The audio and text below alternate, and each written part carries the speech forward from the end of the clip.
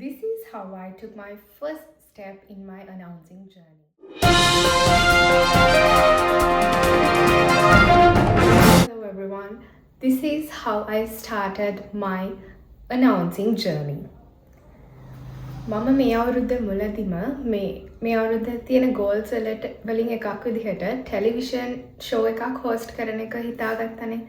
ඉතින් ඒකට මම පොඩි ප්ලෑන් එකක් මගේ හිතෙන් ගැහුවා. ඒ ප්ලෑන් එකේ පළවෙනි ස්ටෙප් එක තමයි MMC ITN කැම්පස් එකේ හොස්ටිං කෝස් එක පටන් ගන්න එක.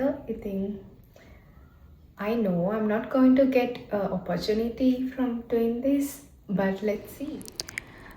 I am so sorry for that terrible intro, but I think we all make mistakes කියලා හිතාගෙන අපි වීඩියෝ එක පටන් ගමු.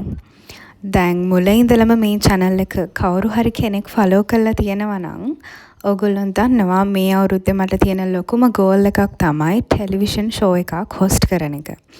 ඉතින් ඒකට opportunity එකක් හොයාගන්නවා කියන එක ගොඩාක් ලොකු අමාරු වැඩක් කියන එක මට තේරෙනවා. But as the first step මම මෙන්න මේ විදිහට MMC campus එකේ hosting course එක පටන් ගත්තා.